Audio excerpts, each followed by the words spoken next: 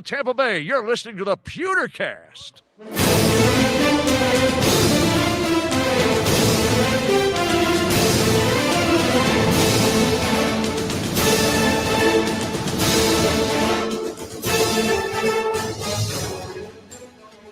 Welcome to the PewterCast Award Show, celebrating the 2020 season for the Tampa Bay Buccaneers.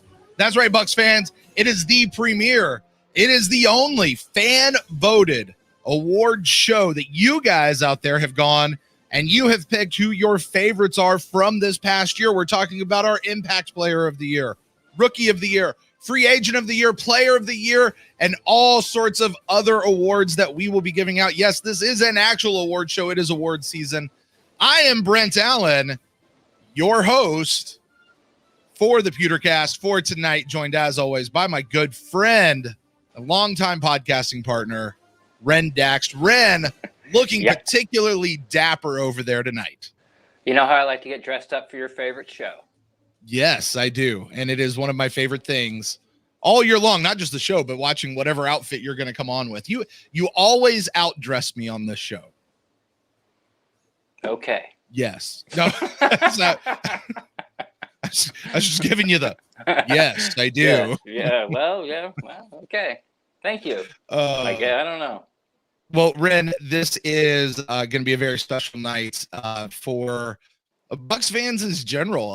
This was a concept that I really sort of set the foundation of what the PewterCast is and where the PewterCast has been, and it is something that has grown and grown and grown over the years, and so fun to be able to do this. I'd like to give a quick hello and shout out to everyone out there who is joining us live on YouTube at youtube.com/PewterCast. Please like, subscribe, turn on notifications, give us a huge thumbs up, all that sort of stuff. Or to those of you who might be joining us on Periscope, on Twitter, on Facebook, at thepewtercast.live, thepewtercast.com, wherever you are joining us from, or perhaps you're one of the many thousands who will join us later on the podcast feed. Hello to you guys, and welcome, folks. This is a celebration. This is your show. Welcome to the 2020 PewterCast Awards. Ben, we are not here by ourselves tonight, though. I mentioned this is getting bigger and bigger and bigger, and we have a couple of guests joining us for tonight. They're going to be with us throughout the evening, come and go as they need to. But our good friends over at the Locked On Bucs podcast, James Yarko, David Harrison, you guys, welcome to the show. Two-time? What's it been now for you guys? Oh, Two-time award-winning. I see the Pewties in the background there. Welcome, guys. Welcome to the PewterCast Awards. I'm so glad you guys get to be here tonight. we appreciate you having us on, man. Wouldn't miss it for the world. It's come full circle, Brent. I was your first guest. I am your last guest. That's how these things go. I like it. You were James Yarko, first guest here on the PewterCast. The Jameis Winston of the PewterCast. The Jameis Winston pick six. That's hurtful, and I don't appreciate it. just kind of fit. So obviously, I am not Ren's next co-host. Not. We were just discussing, Ren. Are you going to be revealing what's to come in the future here on tonight's episode? I am. Awesome. Because I don't know. I have no idea. I look forward to it. And what's happening. Anybody out there like, what are these guys talking about? Tonight's my last show, y'all. It's the last show going out. We're going out big. Going out here, Super Bowl win. Going out here on the PewterCast. And going out here for the PewterCast Awards. And guys, I'm super stoked. Super duper stoked to be here with you guys. Lots to get through.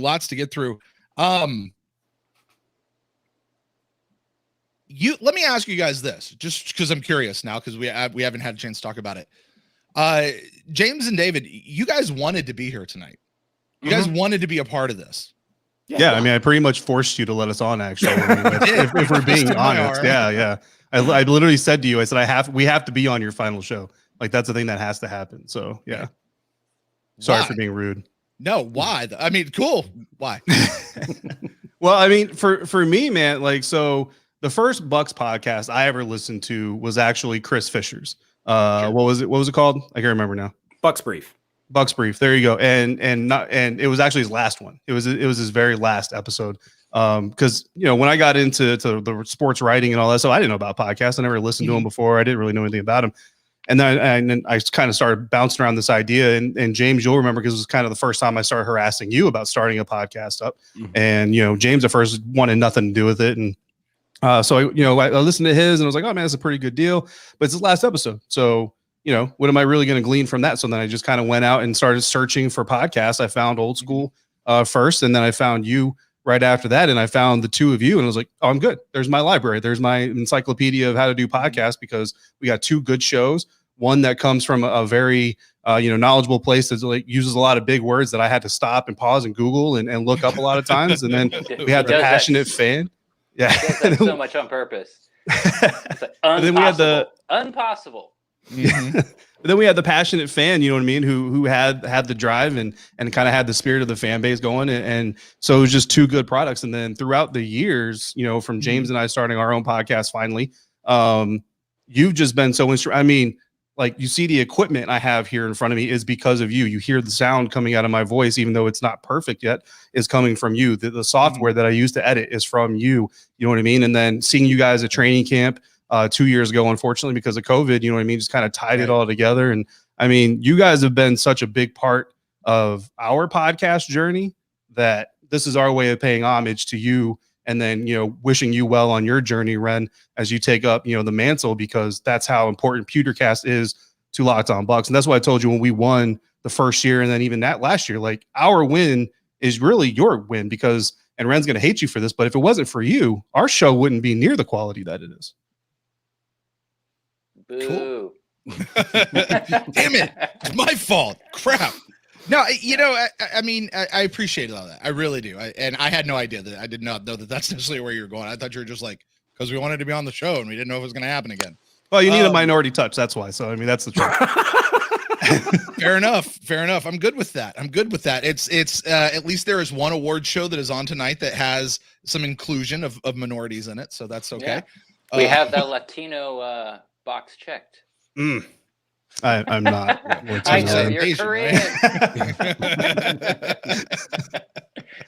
I meant Mexican. Yeah, no, it is. It's interesting you talk about that show from Fisher, because I literally remember where I was when that episode came. It's the one where he's like, "Okay, I'm done. I'm out. Mic drop, effective immediately." Right. Right. I remember exactly where I was when I was listening to that, because there was only like 4 podcasts on. There was Old Schools, there was Chris Fisher's, there was Luke Easterling's with that other guy, and what was that? Off the Edge, I think is what they called that one. And then Gene doing the YouTube thing. Like, that was really it in the entire space. And so when Chris left, I remember sitting there and I was like, okay, it's time. Let's jump in and sort of fill that hole. And I mean, you guys have seen where it is, and I've been a big fan of. I love seeing the growth in the space. I don't think that there's any other team of the 32 teams. I don't think there's any other team that has what we have here as Tampa Bay Buccaneers fans. And I have said this for a long time, that I think that when one of us gets better, we all get better, because it pushes the ball down the field, right? It requires us all to either stop what we're doing or come up and meet the challenge. And I mean, you guys are blowing up. You guys are doing the whole Alexa thing now. And, you guys locking down. I mean, you guys got the grind 5 days a week. Oh my God. I want to throw up doing 4 shows a week after like 6 or 7 weeks.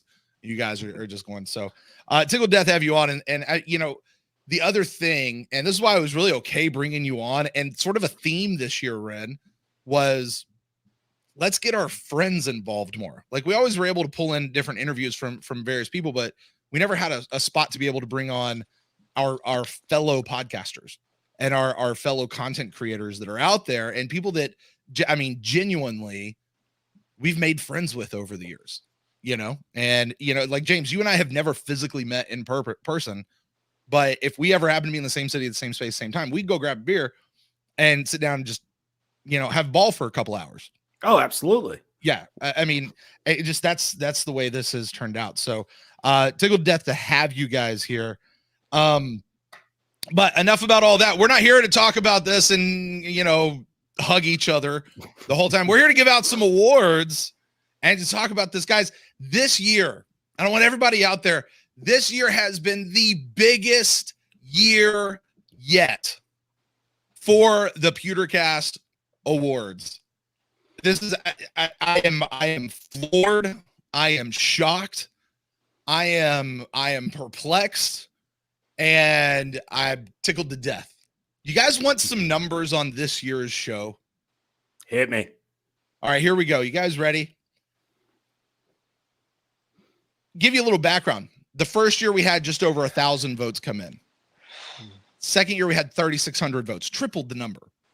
The third year we had like 10,000 votes, or 13. It was like 13,000 votes, like tripled the number again. Last year we had 22,000 votes come in, over 22,000 votes. It's amazing. Didn't quite triple, but we doubled or came close to whatever the percentage is.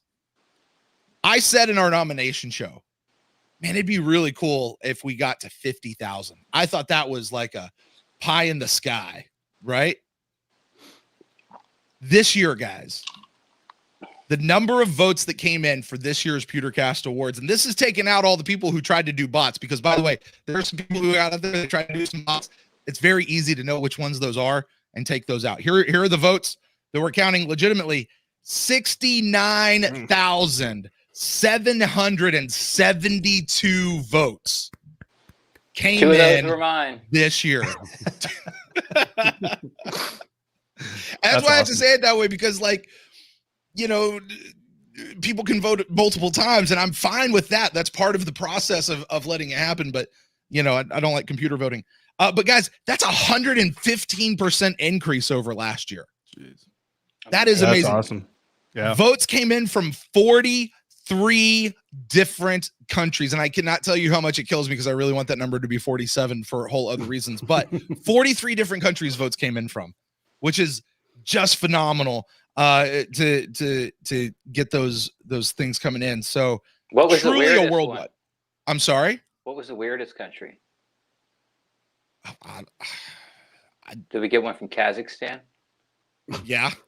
Vatican City? Did we get a Vatican City? Ooh, I don't know. We had a Vatican City one year, didn't we? We had people that used to listen in Vatican City. Yeah, like the Pope. It was the Pope. Cardinals. It was. Yeah. Big Bucs fan. Yeah, big Bucs fan. Big Bucs fan. Pope. What is it? Francis? Pope Francis? Sure. I don't. What weirdest one? I don't know. Iceland? Greenland? Yeah. I don't know if Greenland was it. Not Antarctica. I can tell you that. Not Antarctica. They were on 6 continents. I'll tell you that. I don't know. Okay, just a question. Yeah. It's one side. Anyway, but 43 different countries. This is something else. And there's a little bit of news I want to share with everybody. Because this is the biggest PewterCast Awards show ever, and partly because of COVID, the awards are changing this year. The awards, I see David and James, you guys have yours there in the background. I've got my sample trophies back here. This is the Pewtie. This is what people get out there. And this year, the Pewtie is getting bigger. Nice. And is growing. And it looks way cool. This is what we call the mini Lombardi. It's getting a lot closer to being that mini Lombardi. So super excited for that. And man, this is just I tickled to death. With that, guys, you want to get into it? You want to talk about some awards that we're giving out? Yes, let's do please. it. Let's do it. Let's get to it. Well, guys, first one up. This is kind of our personal one. We're going to talk about the PewterCast Guest of the Year. Ren is clapping his hands. Loving well, this one. I may have run into somebody who was on this list that I voted for twice, and might have let them know that I'm pulling for them, and they were very excited. So, all right. I'm hoping that they win. All right. Well, with that, guys, let's remind everybody who the nominees were. The nominees were Casey Phillips, team reporter for the Tampa Bay Buccaneers, Greg Allman of The Athletic, our very own David Harrison over there at Locked On Bucs podcast, Big Nasty, Hall of Fan inductee for the class of 2020, the Bucs Observer podcast crew, Ralph and Molly over there, Stank Bastard of the Loose Cannons podcast, Joey Knight of the Tampa Bay Times, and Jay Retcher from WDAE. Those were the nominees. And the winner is, guys, bringing it in, garnering the most amount of votes. David, you had a thought on this. Any thoughts before I reveal the opening? I think it's either Big Nasty or maybe Joey. He's like a kind of a dark horse. I really enjoyed his appearance on the show. Yeah, great show. Yeah, it was good to learn. It's always nice to learn about the new guy on the block. Yeah. All right. Well, the winner is, speaking of nice to learn, but not necessarily the new guy on the block, not even the new guy, holding it down, winning her very first Pewtie, Casey Phillips, coming in for the PewterCast Guest of the Year. Congratulations, Casey. I know you're watching out there. She was very excited. She was overly excited, actually. Was she the one that you ran into? Yeah, I went to the Really? Bucs flag football tournament because I wanted to ambush Coach Loke, and I'm not even going to try to pronounce her name. The strength and fitness with a physical therapy coach out there. I wanted to ambush with some questions, and I got to talk to one of them, but then they got whisked away, which was fine. And then I saw Casey, and I went over to her, and I said, I think you're winning. And she was like, yay. She put her hands up in the air, and she's always very gracious, but I'm going to pretend that it was a very genuine yay. There you go. I will say this.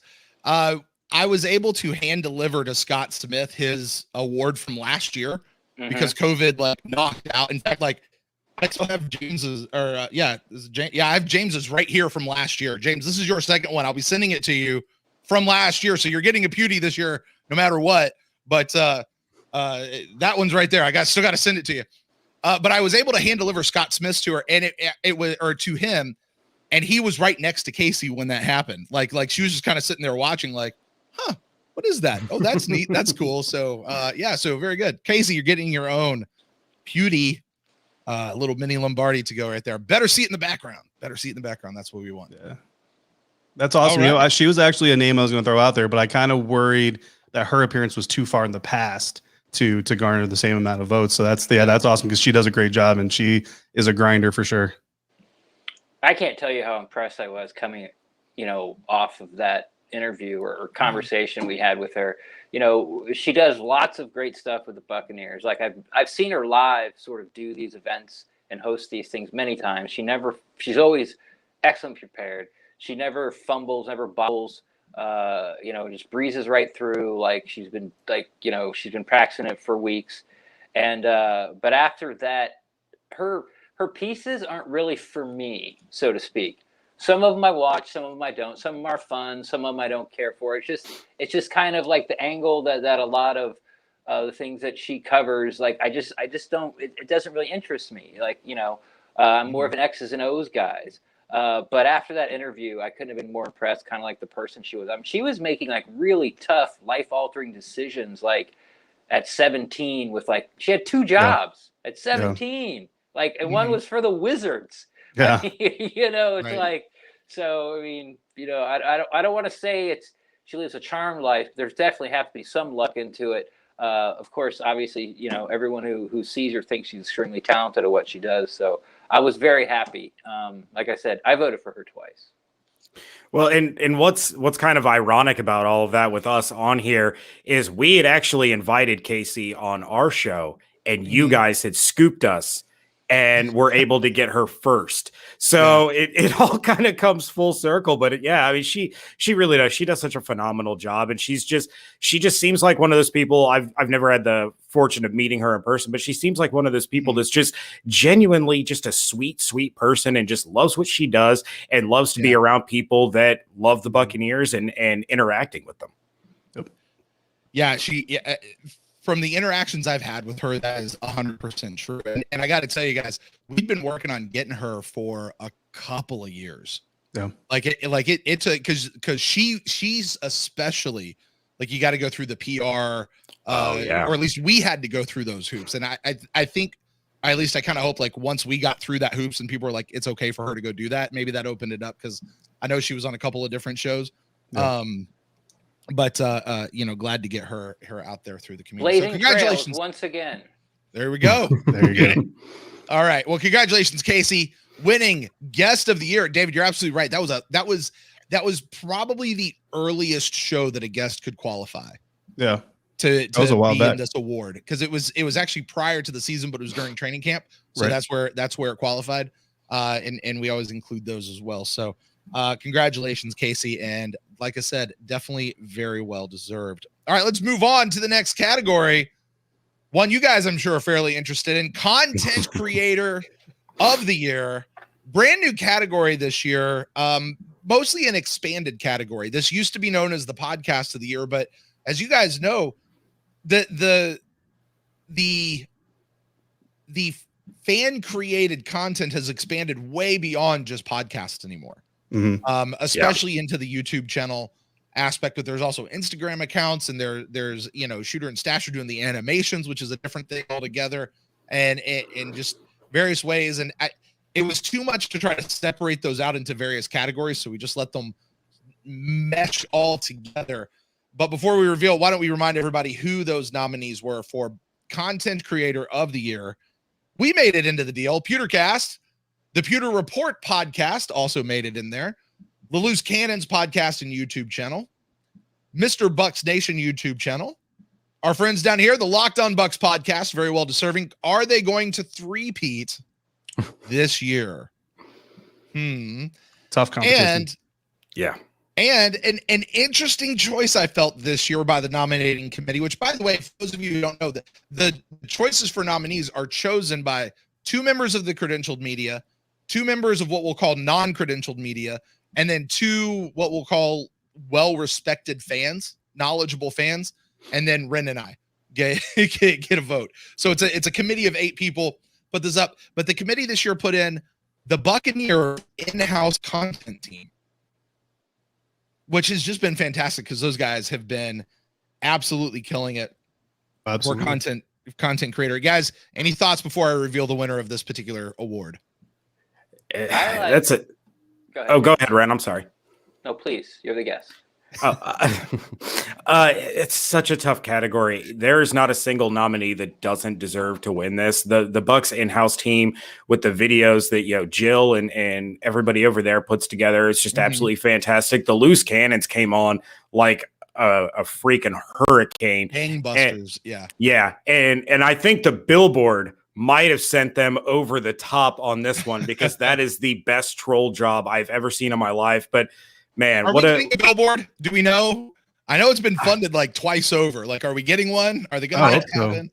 They said that it's close. That's the last update I saw, but they do a great job. Just everybody in this category is just so great. So it was a tough category this year. I like what Brent did with this category this year. Instead of doing like YouTube podcast, let's just clump them all together and get the best of the best. And see who comes out on top. And I didn't vote for the. I'm sorry, I shouldn't say that. I didn't as a nominee in the nominee committee. I didn't vote for content creator in-house for the Buccaneers. Quite frankly, because I didn't think of it. So if that was you guys or somebody else out there, I think that was really sort of thinking outside of the box and taking the name of the category to heart and really going out there and nominating somebody who really deserves it. Absolutely. Yeah. And I mean, it's like one of those things where it's honored just to be mentioned amongst, the group of guys that are over there and all the people that are working. And yeah, the Bucs in-house content group, whoever did come up with that nomination, that was a killer one. And I mean, that's going to be a hard one to beat, but then like James said, everybody else that came on, I mean, whoever wins is definitely going to be a worthy winner for sure. And yeah, Brent, we were talking offline, and when you guys kind of mentioned that you were doing something new with that category, I assumed it was going to be like a video, like a YouTube channel of the year, and then like an audio podcast channel of the year, or something like that, or a Twitter account of the year. But yeah, this was nice. And yeah, definitely not feeling like the Chiefs and the Packers and the Saints were entering games against the Buccaneers. That's for sure. Well, guys, why don't we get to it? Reveal the winner. The winner out there chosen. This was this particular winner got a large. I mean, this one was a little heated for a while until getting pulled away, but ultimately with the winner, and I think also you guys kept mentioning every one of these nominees very well deserved. But winning for the very first time. Sorry, guys, you are not three-peating this year. Winning for the very first time. It's us. Mr. Bucs Nation, nice. James Moneyhill, which I got to tell you guys, for those of you looking at the graphic there is like no good picture that James has put out there of himself like anywhere, like on his channel. Like, James, we got to get you some PR stuff, like promotional stuff that's you as a person getting you out there. So anyway, but congratulations, James. Good friend, another good friend of the show. Yeah, very well deserved. And James was instrumental in our push to YouTube this year, and what happened there. He really helped us with some of the foundational pieces of that. So thank you for that, James. But I mean, very well deserved, the stuff he's been doing and putting out over there, and really kind of leading that charge of what a Buccaneers YouTube channel could look like. Our friend Corey did play reaction for a while. It was a very different product, very different thing than what James does. And those things are hard to do. We put in a lot of time, effort, and energy into what we do. That's more so when you're doing video. And, James has just done a killer job over there. So super excited for him. Mr. Bucs Nation winning content creator of the year. Yeah. Talk about somebody who grinds, man. I mean, I think everybody who's, talked about you two, James and David, and was Locked On Bucs, like, especially on when you start to do it a lot of times, like Loose Cannon, who I'm sure did very well in this category, when they went like every day during the last week of the Super Bowl, I think like their last couple 2 or 3 shows, every time they're like, God, these guys Locked On Bucs, man, like I couldn't do it. Like they're and James in that same thing. James has been doing it for years, and James will put out a video almost every day now, and so he grinds, and I thought it was really well deserving. Mostly because, not that anyone else didn't deserve it, but the YouTube had been overlooked so far in the history of the Pewties. And this was the first time where they were sort of included. And I was just glad that, James, got recognized for the years of hard work that he's put in. Yeah, and a little bit of a way for me, I kind of feel like this is making up for missing him over the last couple of years and missing that part of the category and being honestly rather exclusive to the YouTube and focusing just in on the podcast world. So congratulations, Mr. Bucs Nation. Congratulations, James. Very, very well deserved. We will get the brand new mini Lombardi out to you here very, very soon. Next category. If content creator of the year is about, kind of us, what we do here in putting out content. The next one is about the guys that do this for a job, do this for a living. The media personality of the year. This is a category that has been dominated by one Trevor Sikkema for the last 3 years. And I mean, it's not even been close, but Trevor's not here anymore. So, we have him to thank for leaving because it allows all of Tampa Bay, it seems, to win awards now. And we will be putting this out there. Let's remind people of who the nominees were for this category. Coming in, it was Carmen Vitale, Buccaneers.com, Greg Allman of TheAthletic.com, John Ledyard of PewterReport.com, Rick Stroud of Tampa Bay Times, Jenna Lane at ESPN, and Scott Reynolds at PewterReport.com. Those were the nominees, gentlemen. I'm 2 for 2 so far. 2 for 2? Well, I guess 4 for 4. I only voted twice. Oh, okay. So all 4 of my votes have won. We'll see if the streak continues. There you go. Any thoughts, gentlemen, before I reveal the winner of this category? I'm not even going to pretend to be unbiased. I want Carmen to win this. I thought you guys might. Yeah, she's one of your all staples there. Yeah. For sure. Well, I don't know. Maybe could we be sending some more Pewties to one Buck other than just the ones that are going to the players? This is one I got to tell you. I believe, and I could be wrong, but I believe someone from Pewter Report has won this every year so far. Like it was Trevor the last 3 years. I think Scott won it 1 year, and maybe I don't exactly remember how all that worked. Scott's never won. Scott's never won. Okay, so maybe I don't. Anyway, Pewter Report, but Pewter Report's double dipping on this one, right? With both Scott and John Ledyard bringing this in. So the winner is. Why don't we get to that? We'll rip the Band-Aid off. And guys, this one again couldn't be more deserving. I could feel like I could say that for everybody in most of these categories. But bringing it in, good friend of the show, been on the show several times. Greg Allman from theathletic.com. Nice. Greg winning the vote, media personality of the year. That's awesome. Good book too, by the way, that he wrote. Who doesn't have a very nice picture out there. Yeah, well, and just because I was rooting for Carmen doesn't mean I'm disappointed. Greg's such a great dude. We've had him on the show. We call him the godfather of the Locked On Bucs podcast because he was the original host before David and I took over.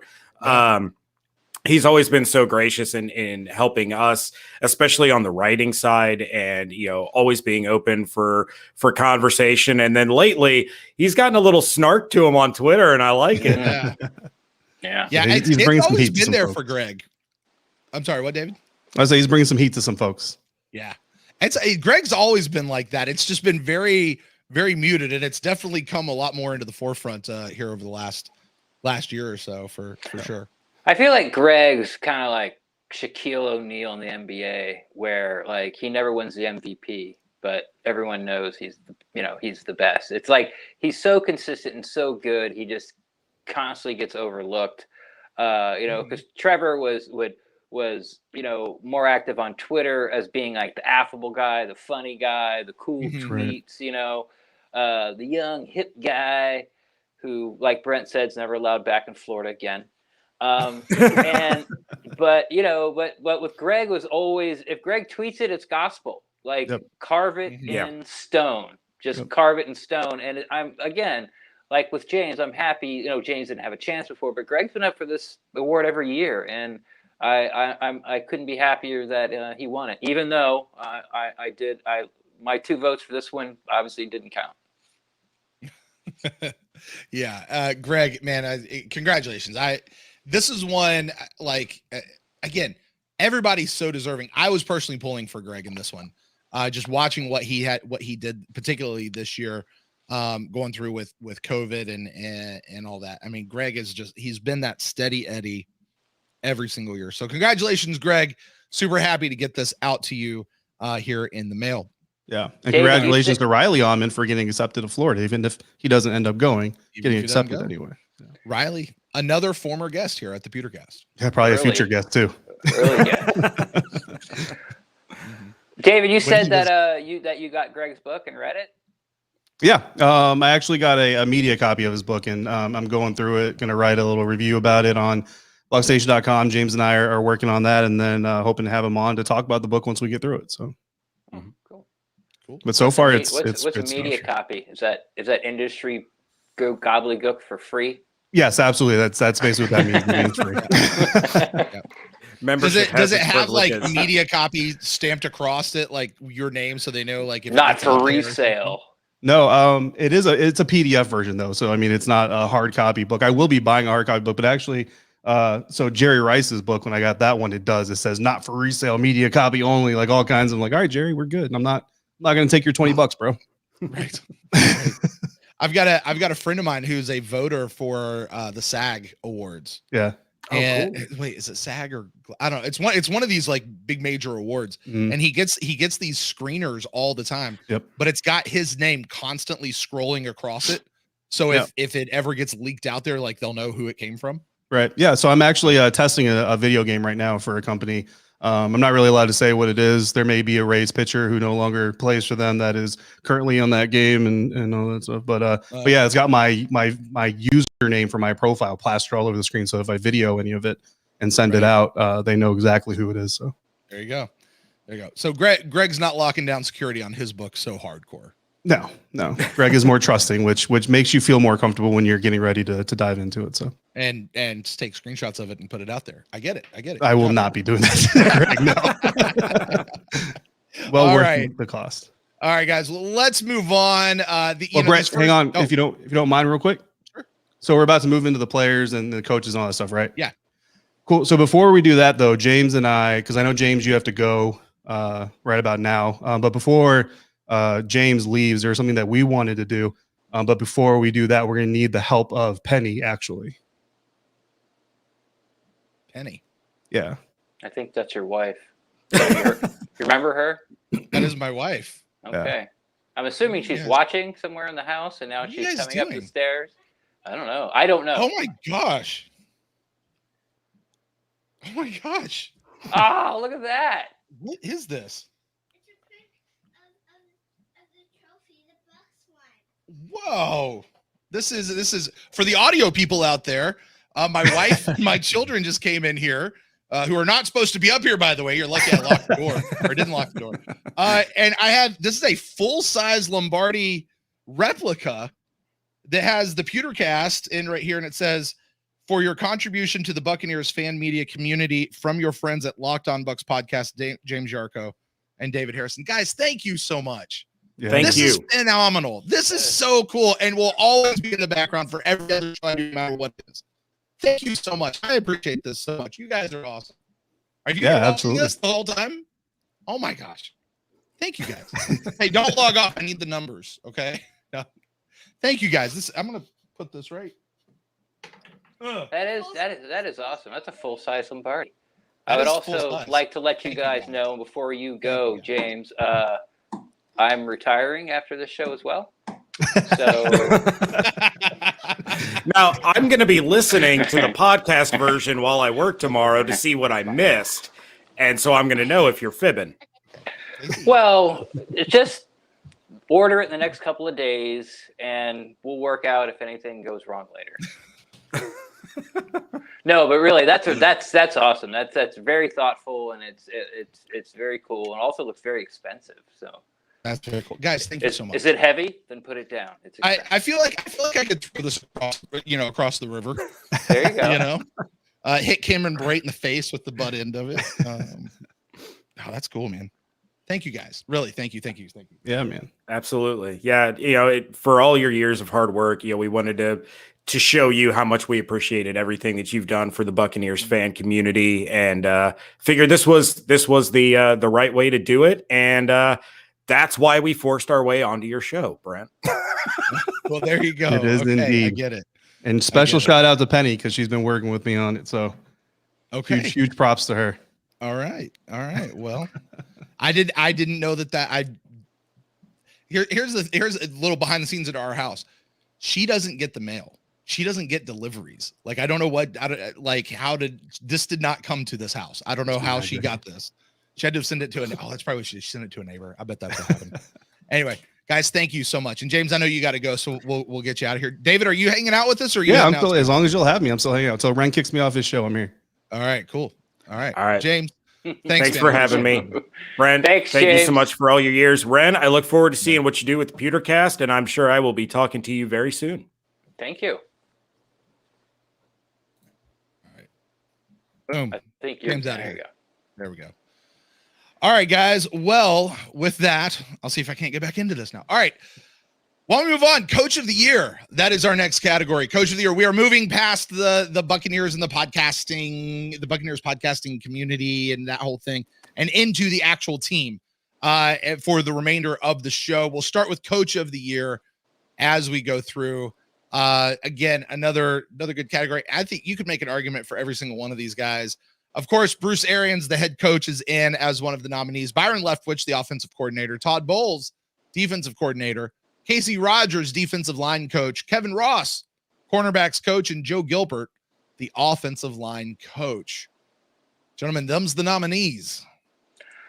I voted Joe Gilbert with all the hubbub about how Brady's not going to be able to, survive behind this O-line because we watched for 5 years Jameis Winston scramble and take a lot of sacks. And then all of a sudden you got a quarterback with a lot more experience who understands how to manipulate the blitz and knows what they're looking at and, knows how to get rid of the ball quickly and is willing to just say, okay, this play is over.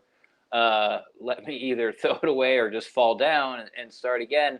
Also, this offensive line is like top 5. But to be fair, when I always forget who was the guy before Joe Gilbert. George Warhop.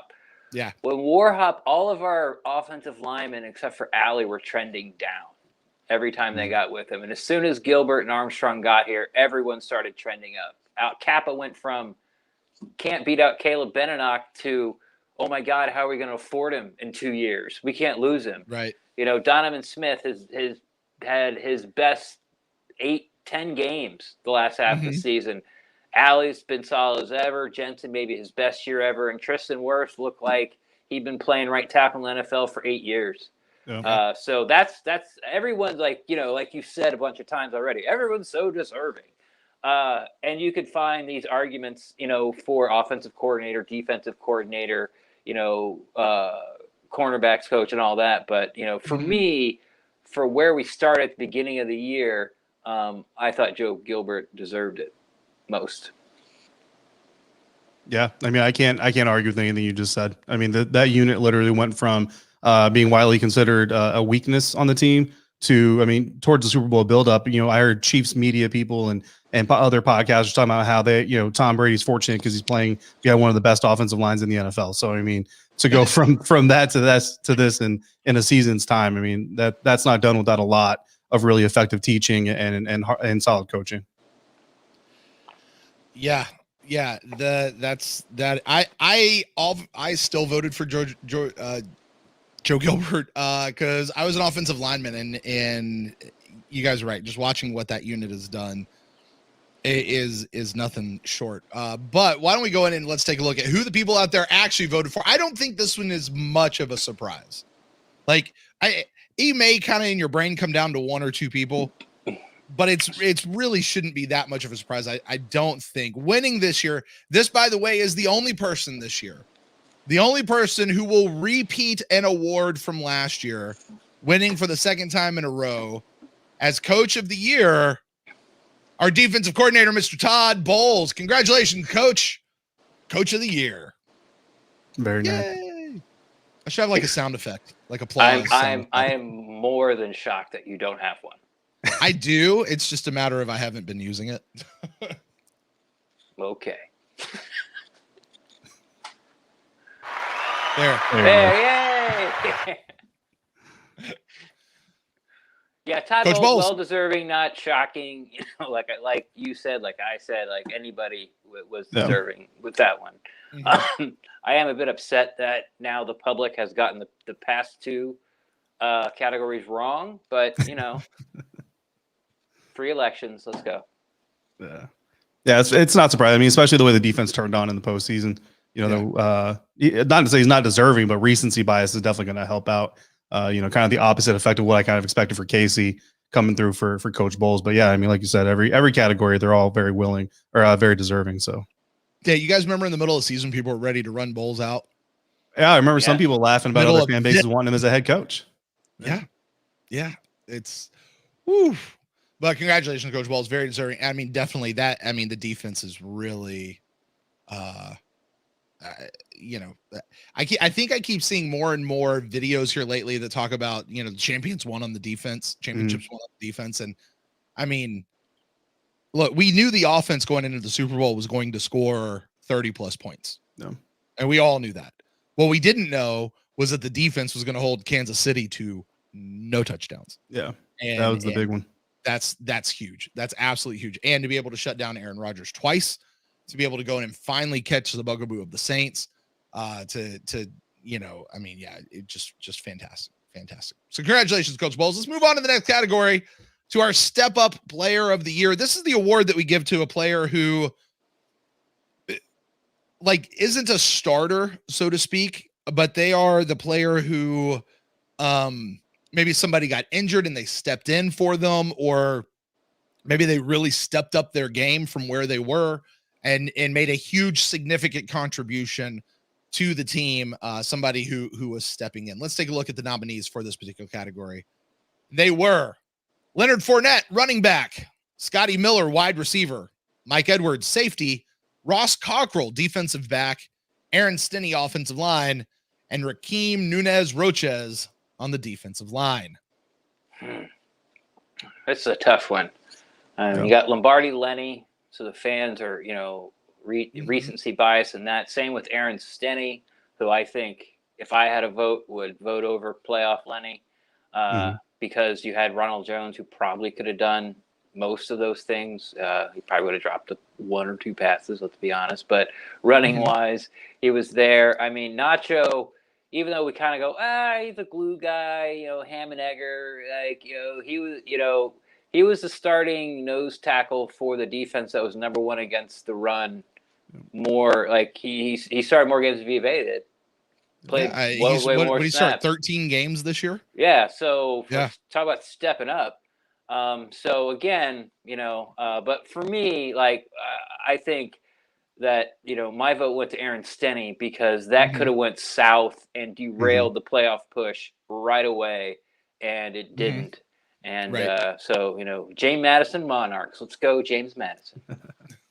Yeah, I mean, Aaron Stinney, I just kind of what Ren was talking about, the guy that had the biggest ladder to climb, so to speak, and how he stepped up. And I think that's Aaron Stinney, because not just replacing a guy that was already considered kind of a step up player, but on the offensive line. I mean, we've all talked about it. That's five guys working as one, and all of a sudden you're injected in there and you're in the middle of a playoff push. And then the teams you're going up against, I know they weren't all really kind of known for defense, but those are playoff teams and those are playoff situations. And I mean, the fact that it was kind of like Alex Cappa last year, the fact that we didn't talk about Aaron Stinney during the playoff run, that shows just how solid of a job he really did. So yeah, I think Aaron Stinney is probably the guy who deserves it the most, but that doesn't always get you the Pewties. So we'll see what happens. Yeah. And I mean, you guys are speaking very highly of Aaron Stinney. Don't forget, he's the guy we picked up off the street late last year, if memory serves. Yeah. So to come in and I think the offense maybe missed one step when he came in, and then they just you didn't notice him, which is what you got to do with an offensive line, right? But I got to tell you guys personally, and I went back to Nacho on this one to fill in for Vita Vea in such a way that look, there was a big drop off between Vita and Nacho. When Vita came in, it was such a difference making moment. But when Nacho went in there, he still held the line. He still got after it. He still he still anchored the number one run defense. That didn't fall off. It just would have been that much better with Vita. It just sort of came back to it went from amazingly awesome to really, really, really good. So, Nacho was a guy that personally, I held, I kept catching my eye on this particular award, but I mean, all these guys, Leonard Fournette, Scotty Miller had a huge season with a bunch of huge plays. So people talking about, he had the play of the year, catching that big long bomb. I think it was in the Green Bay game. I believe it was the second Green Bay game. I think it was that game. I could be wrong, but anyway, you had all those guys. And then once again, everybody, you could make an argument for every single person. Why don't we get to the votes that came in this year for the step up player of the year? This one was rather hotly contested throughout the entire time, but catching it at the very end is very own Tom Brady's favorite target, Scotty Miller, or as we call him, Ren, Scooty, taking home the step up player of the year award. Okay, that's 3 in a row. I'm starting to get disappointed. That is, I get it. You know, everyone loves Scotty. He made, you know, the huge play in the Packers game. He had a big play in the Saints game right after, almost directly after Tyler Johnson had his big play. So I get it, but I just like he might be the least deserving. Not that he just not deserving, but I think he's the least deserving. I mean, I don't see how he stepped up. I don't get it. You know what he did? He stepped down. Antonio Brown got here and he disappeared. You know, and he showed up a little bit in the playoffs, but whatever. You know, being president, you have to whatever the people want. So. Yeah, I mean, Scotty stepped up and don't bring politics into this. I'm talking the president of the show. The president of the show. Yeah, I mean, Scotty stepped up in some key moments and had some big plays. And I mean, you can argue that touchdown against Green Bay and a 5-point win ultimately was pretty huge or whatever. But I mean, kind of like you said, Ren, I mean, once AB got on board, Scotty went from being kind of that third guy in the wide receiver room to the fourth, and not really his fault, so to speak. It's just the Buccaneers wanted to add weapons and all that, but it still kind of is what it is. But that's the sexy plays. That's why there's a quarterback in Los Angeles who didn't even sniff the playoffs, winning Offensive Rookie of the Year, while the right tackle on a Super Bowl winning team that won 8 games in a row, didn't even get consideration. So tell him, David. Hey, there you go. There you go. Well, who knows? We may be talking about that right tackle fairly soon. Yeah. Should be. All right, let's move on to our next category of the year. This is Impact Player of the Year. This is the award that goes to the player who we used to call this the unsung hero award. The guy who comes in and makes a huge impact on the team, but just didn't get a whole lot of fanfare. Didn't get a whole lot of the press, didn't get a whole lot of pub, but just came in and worked their tail off and was super, super duper solid for the team. That is this particular award. And here are the nominees: Aaron Stinney from the offensive line, Donovan Smith on the offensive line, Ali Marpet from the offensive line, Alex Kappa from the offensive line, Jordan Whitehead as a safety, and Ryan Suckup as the kicker.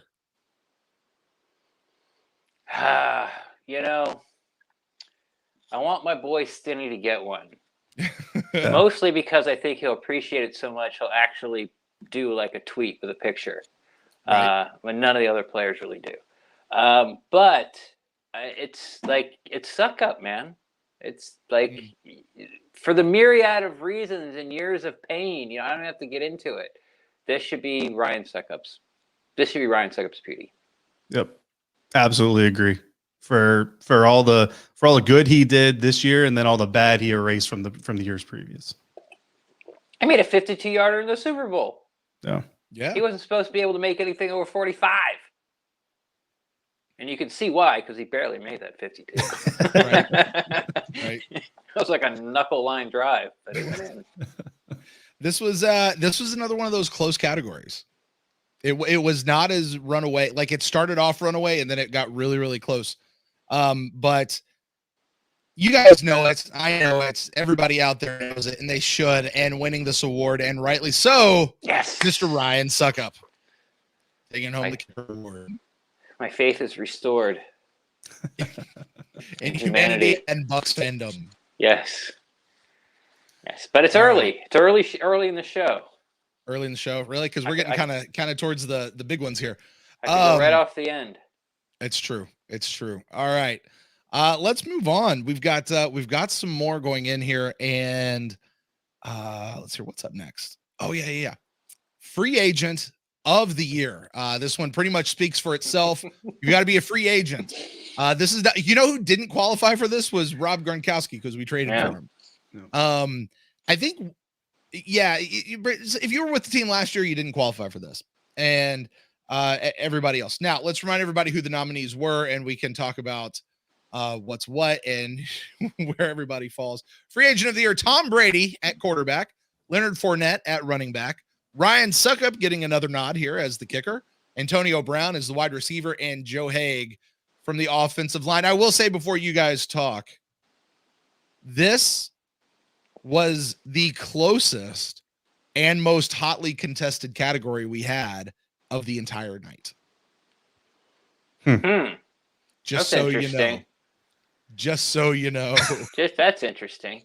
Uh-huh. Well, I kind of want Suck Up to win 2 Pewties because, again, of all the years of pain, just be able to give a kicker two awards, Right. would be nice. But I feel at the point. Look, I don't even believe Brent on this one. Like, I think it's Tom Brady to blowout, as it should be. I mean, it should be. It should be a no contest. Everybody should have voted for Tom Brady. The only thing I can think of is there are enough people in Bucs fandom still who don't think quarterback play was as big of an issue as it has been in the past. But I think every Bucs fan knows and agrees that the kicking game has been a problem. So that is the only reason I would think Ryan Suckup would probably get any votes in this one, other than the fact that maybe like Leonard Fournette's family voted or something, and that's how he got some votes. I will tell you the other 3 were completely blown out of the water. Yeah. And I think it might have been like there may have been just sort of we don't want to give it to Tom, so let's vote. Like it was sort of the anti side of that, you know, like some Saints fans getting in there. Yeah, something. You know, just he's probably going to win anyway, so I'm going to vote for this other guy. Like it was probably that. Or like I voted for him for Offensive Player of the Year. Or I voted for him for MVP. So he's already got 2. Yeah. Well, guys, winning this year's Free Agent of the Year, and a big surprise, Tom Brady taking it home, as he should, and rightly so, with a little smirk on his face. Congratulations, Tom. I know you're out there watching, you and Giselle and the kids. Absolutely. Hello, how you doing? I would really love it. And I don't even like sort of want the show to be credited, but I think it'd be hilarious that if he put out like a little Instagram thing of him throwing this to like his son or something in a Cam Brate, like a Cam Brate jersey, like, you know, like. Make sure you include that in the note. Write something like, "We will not be offended if you throw this across the hot tub," or something like that. And I bet you might actually get that. I think that'd be I'm literally writing that down right now. I'm telling you, that could be golden. If you throw this across the river, get him out, because he's got that big old boat now, right? So yeah, Tom Brady. I mean, obviously he. I don't know how it could have been anybody else, to be frank with you, with what he did and came in. Yeah. So Tom Brady, congratulations, Tom. It's 1 down for you tonight, buddy. 1 down. Let's see what else happens as the night unfolds. But the next category does not include Tom Brady. The next category, Rookie of the Year. All our categories this week or tonight have been 6 people large, except for our Guest of the Year, which actually bumped up to 8. This one's actually a little shorter. This one's only 4. And the nominees for Rookie of the Year are Tristan Wirfs on the offensive line, Antoine Winfield Jr. as a safety, Tyler Johnson, wide receiver, and Keyshawn Vaughn as a running back. Shall we debate? Shall we discuss? Keyshawn Vaughn. Keyshawn or bust. Yeah. I hope this was pretty close, but if it's not Tristan Wirfs, then I mean, you know, you might get some Deuce bias because it was so cold-hearted and hilarious. Yeah. Which, by the way, like, remember when I don't know if anyone's really talked about this, you know, but when Cheetah, whatever the hell his name is, loser guy, did this, and Tony Romo called the game during the regular season, he said, when you're that good, you can do whatever you want. And then when we did it in the Super Bowl, it was don't kick a guy when he's down. Yeah. Like, Tony and I are going to have some words someday. Offensive player bias is what that is. I don't know. I think maybe it has to do with sort of the audience between the two audiences.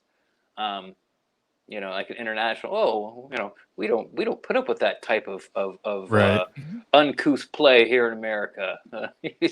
But you know, on a Monday night in the middle of the season, it's all trash talk. But who knows? Anyway, Tristan Wirfs. Yeah, it's got to be Tristan, right? Well, yes, guys, it does. It has to be Tristan because it is absolutely Tristan Wirfs winning the Mini Lombardi, the Pewtie here for Rookie of the Year. And a little note on this particular one. Tristan Wirfs received the most amount of votes for his category out of anyone in the entire night. Good. No, not even Tom Brady received more votes than Tristan in his category than Tristan Wirfs did in this category. So congratulations, Tristan. Yeah, that one was a blowout, and it never looked back. Like from the get-go, and it just, nothing against Antoine Winfield Jr. It just doesn't. Keyshawn we didn't see, and Tyler Johnson was what did he play, 10 snaps a game, something like that. Yeah. And you mentioned earlier, talking about how Tristan didn't get, any nods for offensive player or offensive rookie of the year or anything like that. He absolutely should have. Tristan, if you're watching this one day, I hope this helps make up for that. That at least the Buccaneer fans recognize complete dominance as you completely dominated this category. Everyone says a Pewtie and an NFL Rookie of the Year award is definitely a 1-for-1. Yeah. Yeah, that's what I'm saying. Yeah. You don't see them displaying NFL Rookie of the Year awards in their lockers, do you? No. Jeez. Yeah. All right. Well, moving on, guys. Time to get down to the big three. The big three of the night will start with the Defensive Player of the Year for the 2020 PewterCast Awards show. The nominees were Jason Pierre-Paul, outside linebacker; Devin White, inside linebacker; Levante David, inside linebacker; Carlton Davis, the third defensive back; Antoine Winfield Jr., safety; and Shaq Barrett, outside linebacker. I think that Shaq and JPP play a lot better when Villa Vea is on the field. Mm-hmm. Shocking. So I don't think they deserve it. Levante David, he played, even though Travis Kelce got a lot of catches and a lot of yards, but none of them really, I don't even really remember any for first downs. Levante David shut down, Travis Kelce in that Super Bowl and has been excellent his whole career. I don't think Antoine Winfield Jr., so he's a nice name, flashy. Carlton Davis, whoever put him in there, because I don't think I voted for him. I thank you. I like for him to get his props, but I don't think he's going to do it. But when Devin White came back from COVID, he played almost perfect football. He went from being lost in zone coverage to being like one of the best coverage linebackers in football. In that Green Bay game where Aaron Rodgers was supposed to run, he passed off two guys and was in on the pass breakup on the third guy.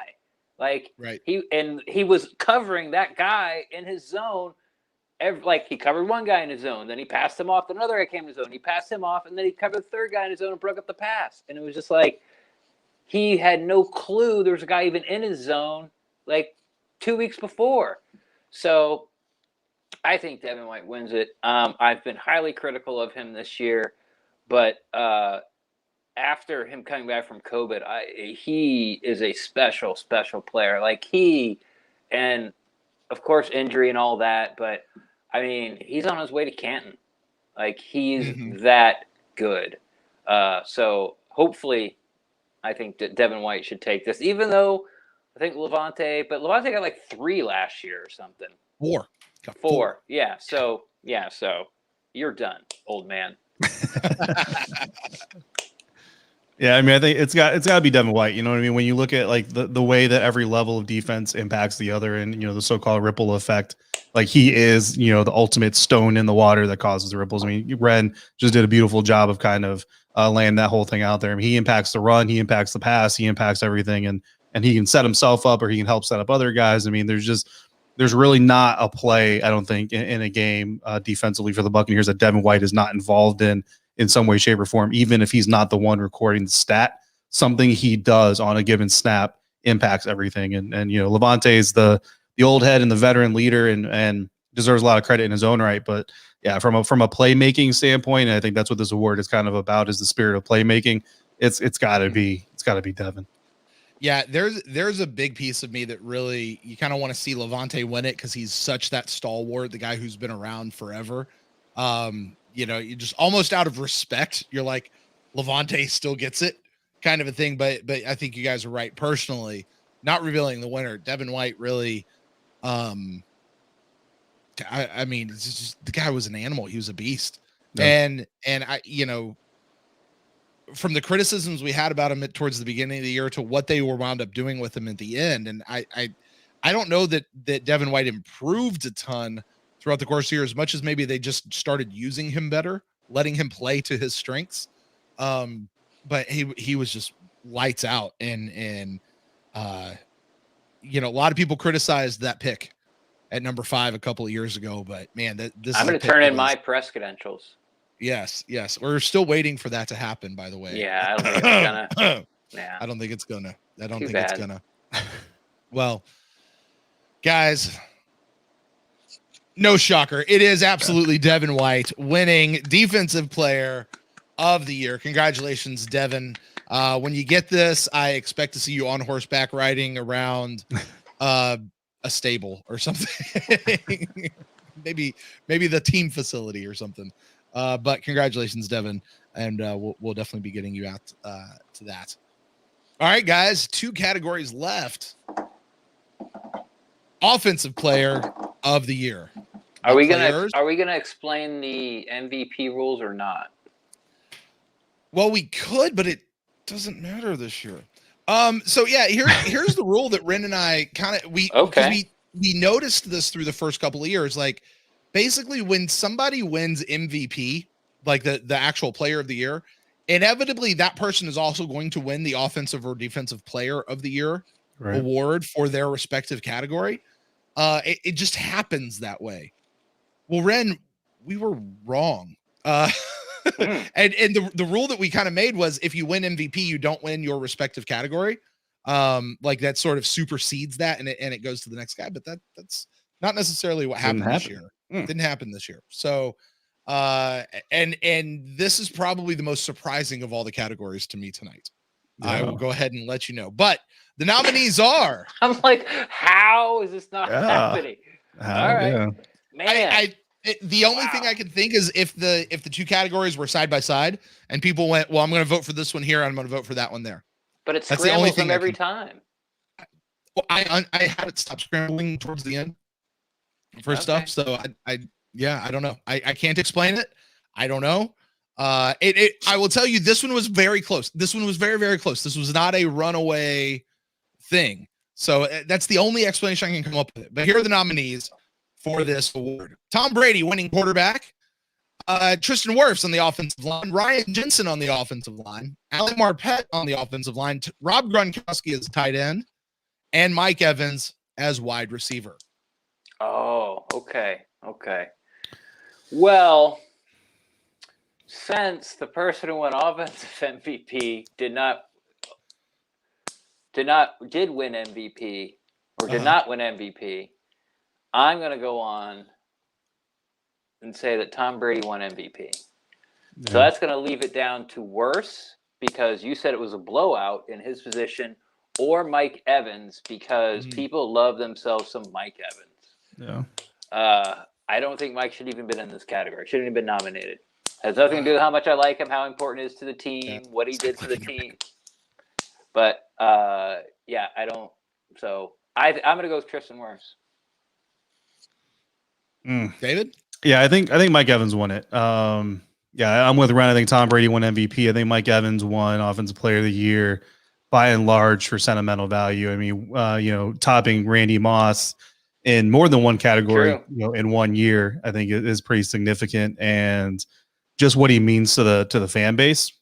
There is a narrative out there that that Tom Brady didn't have as much to do with the success on this team as much as the team had to do with Tom Brady's success. And I think it's kind of a one hand feeding the other type of situation, and you could split it down to percentages if you really want to.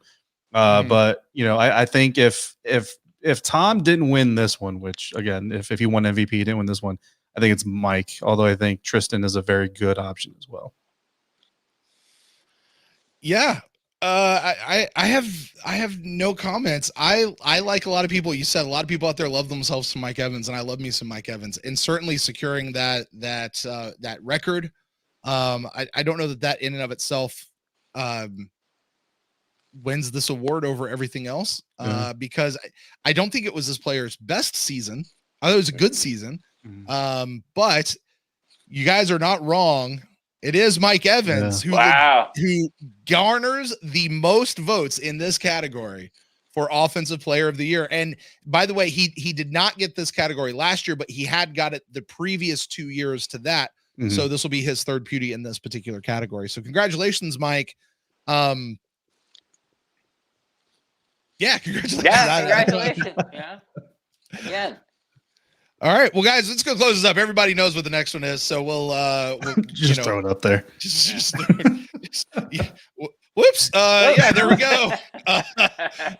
Yeah, Player of the Year. I do at least want to recognize the people who were nominated. The nomination committee: Tom Brady, Tristan Wirfs, Jason Pierre-Paul, Carlton Davis III, Levante David, Devin White, and obviously Tom Brady. And yes, guys, Tom Brady won this one. He won this one in a blowout. An absolute utter blow, like maybe that's also second to Tristan Wirfs' blowout as Rookie of the Year. Maybe that's why Mike also won Offensive Player of the Year, because that was the only category he was up for. It's true. It's true. Yeah, it is true. So, and if that's the way Bucs fans are thinking, I don't mind it as much.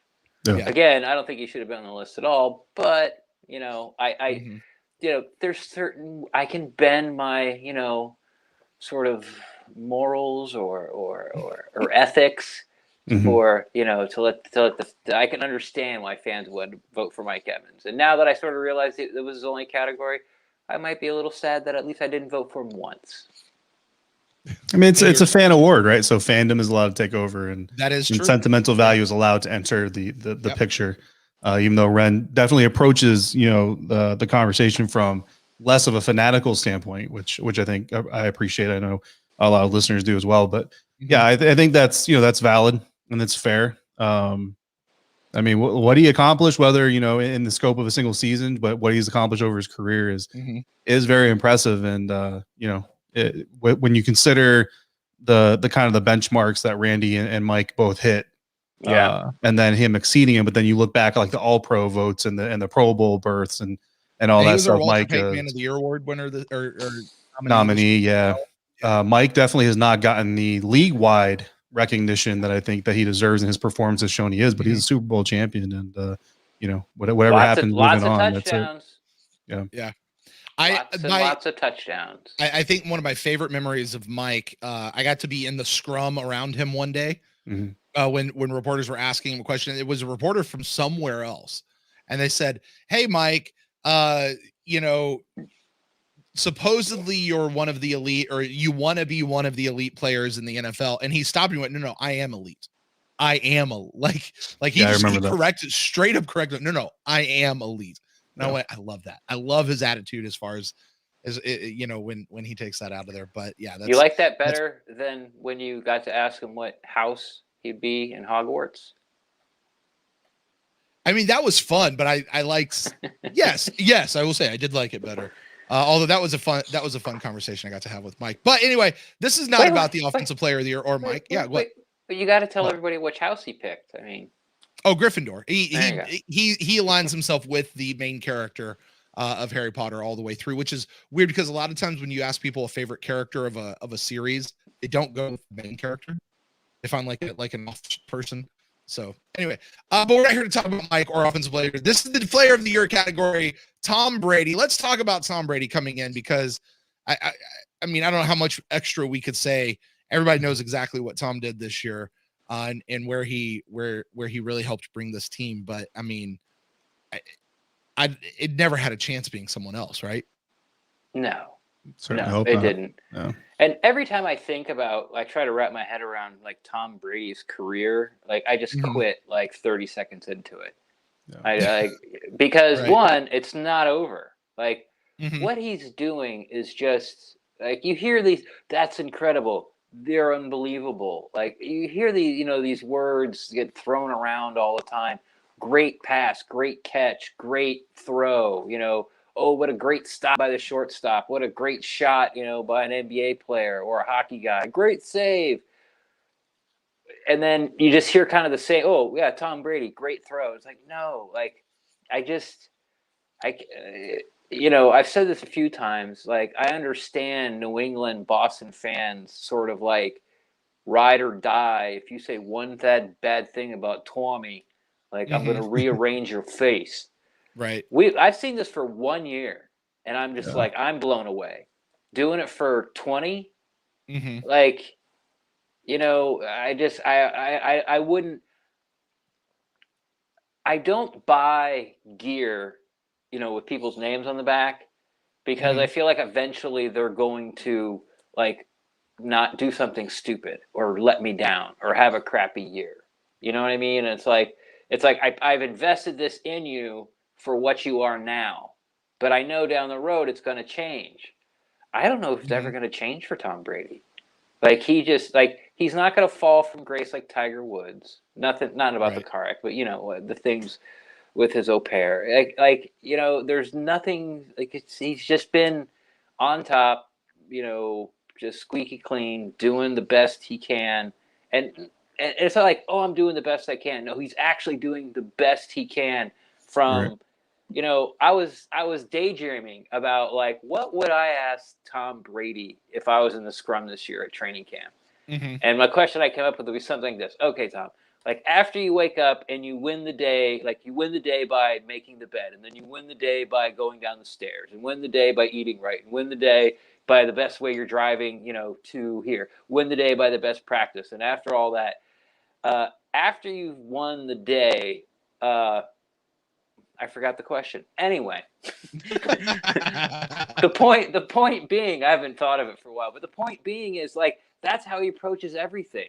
He's like, I'm going to be the absolute best I can in every single, like walking from walking to the practice facility back into the building. I'm going to do that the best I can. And he never falters, never gets lazy, never like just half-asses it.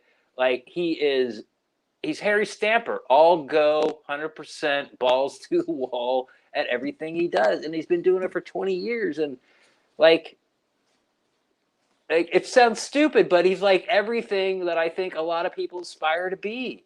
Like, they talk about it, you know? You hear, like professional motivational speakers talk about it. Like, he just does it 24/7, 365. Yeah, absolutely. I mean, it's a rare thing to see somebody as good as what they do than what Tom Brady has been able to achieve. And what's even a little more rare is the fact that he's still so humble about it. Like he doesn't walk around, you know, like he's this you know, king of the world or anything. Like when it's time for his wife to be the star in the spotlight, he has no issues fading into the background. When it's time, you know, to celebrate his children, he has no problem just being, you know, the father to his kids and lift them up. And I mean, and then you look from a player standpoint too. Like a lot of times, some of these leaders, you know, that we have around the league and in other professions kind of have to force it on people. Like, I am the leader of this group and you will follow me. And like these guys they just fall in line lockstep. And it's not even the Buccaneers, like going back to the New England Patriots. I mean, I was, you know, his first Super Bowl in the NFL, I was a very young soldier, and I had just kind of become a leader. Like, I was getting my first crack at being a leader in the military. And I remember my squad leader at the time was a diehard Patriots fan, still is to this day. When Tom, you know, signed with the Buccaneers, he messaged me. He's like, congratulations, you know, enjoy being able to cover greatness and, you know, whatever, stuff like that. Just one of these, you know, diehard Boston guys. And we actually, like, we studied him. Like, he actually used young Tom Brady as a case study in leadership and how you don't have to be the guy up front all the time and taking all the accolades, as long as you're the guy up front all the time, leading the work effort. And, you know, it's been amazing to watch his career from afar. And then, like you said, Ren, being able to watch it as close as we have been. I mean, you know, I think we all wish we were closer, obviously. We've had some offline conversations with like Carmen and Scott, and even they're like, you know, we can't be as close as we wish we could. So you kind of feel like you're almost missing out on something. But I mean, yeah, man, it's something to see, and it's something worth recording. And I think there's going to be a lot of films and books and everything else just about it. It's pretty impressive. There's already a lot of books and films. Yeah, that's all. Yeah, on top of what there already is. Yeah. Yeah, it is. It's a career that is going to be incredibly hard to duplicate. I know a lot of people are talking about, is Patrick Mahomes on his way to doing that? But Pat's got a long way to go. And just the sheer number of years and longevity he's put into this and he's just consistently been great. And you talk about how humble he is, David. I'm going to give you the other side of that though. Is he's still got the swagger. He's still cocky about it too. Yeah. This is a guy who tweets out like he's watching his Super Bowl from a couple years ago against the Falcons, and he gets to halftime where it's 28-3, and he goes, I wonder what's about to happen. He still knows with the score. He still knows what's what, and it's the humility is there, but it's not a false humility all over the place either. He certainly carries it, but it's definitely very well deserved. He goes to the Super Bowl more than 50% of the time. Yeah. And because his rookie year he didn't play. Mm-hmm. Right. And he missed a year on injury. So he's only played 18 years. Right. And he's been to 10 Super Bowls. That's crazy. Yep. And I think out of that, like, how many times has he not made the playoffs? One. Never. Like, out as of an the actual 8 player, remaining that's times. what. Yeah. No, I don't think ever. Because there's the ACL season, but That that was the obviously injury doesn't season. count. They still won 10 games. I think they won 11. I think they won 11-5 and missed the playoffs. Tom Brady. So they missed the play. So 18 years, 17 playoffs, 10 Super Bowl appearances, and 7 wins. That's just nuts. And he's got more left in the tank. He's still going to keep going. That's the thing. He was back at work before Mahomes was. Yeah. Well, Mahomes had to go have surgery because whatever's going on with him. Mahomes just was not right. So anyway, congratulations, Tom. That actually means Tom is the only person here winning multiple Pewties on the night. So that's fair. Anyway, I think we all anticipated that one to happen for that. So guys, that's it. That's since we're on the Tom discussion, and before Ren does what he needs to do, obviously, can I ask you guys a question that we talked about on our show that's dropping on Monday? No. Sweet. Yes, you can. I'm just joking. If Tom Brady retires tomorrow, is he in the Ring of Honor? I think so. I really do. Because he didn't. When Brad Johnson came in as quarterback, he was not a great quarterback, right? Like the offense that year was not a great offense. This year, just in 1 year, in one season, this is the highest scoring offense the team has ever had. Is it the highest scoring offense in NFL history? I don't think they hit that high. I don't know, maybe not that high, but it's the highest scoring offense they've had. And all those records that Jameis set the last 4 or 5 years, Tom broke a couple of them this year. Yeah. If Gruden comes in and in year 1 wins the Super Bowl and gets his name up in the Ring of Honor, because let's face it, what Gruden did after the Super Bowl was nothing. Yeah. It was a roller coaster. He went to the playoffs, one more time? Yeah. 2 games over 500. Yeah, like he was not a good coach for the Tampa Bay Buccaneers, but everybody wanted him back. I was like, "Are you crazy?" No. I remember that.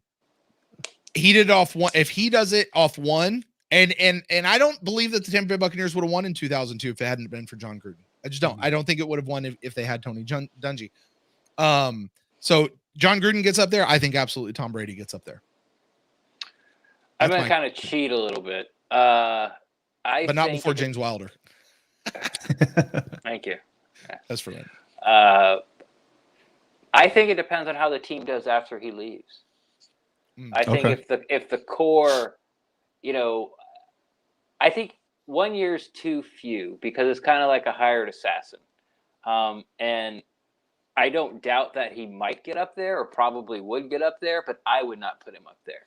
Yeah. But if what we just talked about, the Brady effect, and he shows all these guys what it takes every day, every minute of every day to get to your goal, and they take all that to heart, and this core team without Tom Brady wins the division like 4 out of the next 5 years, 6 out of the next 10 years, something like that, and makes like deep playoff runs till sort of this generation gets too old and starts to move on,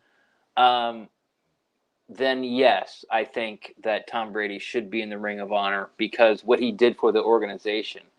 But as a one and done, I I don't think it's what the Ring of Honor's for. Not that he's not deserving. I just don't think that's what it's for. I don't. I know Brent talks about all the time how of, I don't know, the 10 or 12 people up there, like a third of them are like non-players. Mm-hmm. You know, and I just don't really think that's what the Ring of Honor is for either. I don't think Gruden or Dungy or Glazer or John McKay should be up there. Like, I just don't. You know, like there's other places. Like, I remember you did a pod way back. I think it was when Jameis first got drafted, and I emailed in, and it was like, make a statue, like make a Rose Garden statue. It was like, what would you do? What was the 5 things you change? And I was like, build the outdoor facility with Adobe bricks. I don't care, get it done. One of my thing was do out there around that new indoor facility, like make it like, you know, like a little statue shrine or a rose garden. So, you know, that's where you put those type of players. And then you could put the people like what's her name, Jill something or other, who just passed, had worked for like 40 plus years. You know, like then she could go out there, you know. So that's fair. I mean, especially the coaches. I mean, the practice field, that in the meeting rooms, that's where the coaches make their money, right? I mean, that's really where the coaches have their biggest influence, I think, on the players. And then the players, like in the stadium, that's where they do their thing. So yeah, so I mean, that makes a lot of sense. Definitely see where you're coming. That's what I would do. But like I said, 1 year, no. But without him, this team sort of goes on the, you know, the consistent and kind of becomes a blue chip franchise for the next, you know, 15 years. Then because you can point back to where it changed. Like when we all point back to when the Super Bowl run of 2002 actually started. It started with Hardy Nickerson. Yeah, that makes a lot of sense. Absolutely. I get it. All right, guys. Well, that's it. The Pewties 2020 are in the book. The 5th annual PewterCast Awards. 69,772 people or votes that we had received in. Absolutely phenomenal. I sent this out earlier this week. I said, you could fill Raymond James Stadium with the number of votes that we received in this week. That's phenomenal. It's absolutely phenomenal. And from the bottom of my heart, guys, listen, to all of you guys out there who voted, it's a big thank you. You know, this is my final show here at the PewterCast. I'm stepping out, and this has been a wild ride over the last 5 years. 448 episodes, 5 seasons. I don't know how many tweets have gone out over the last bunch of years. The number of podcasts that have popped up. I mean, this has just been a phenomenal run, and you guys have made it a lot of fun. And there are people that would have never had a chance to meet, especially as an out of market fan who didn't have anybody to celebrate or commiserate with, to be able to join you guys. But you know, the Pewties sort of, you know, it was just this little thing in the back of my head. I'm like, I wonder if that would even fly. I wonder if it would even work. Like what would happen to it? And to see it get up to a number like this is just, it just blows me away. So thank you to everybody, to everybody who did that. Yeah, I think that's all I have. Ren? Well, not to sort of steal your thunder, but I do have an announcement. So if you could play that for me. I didn't want to stumble all over it. Yes, okay. Please. All right. Here we go. Hey, Brent.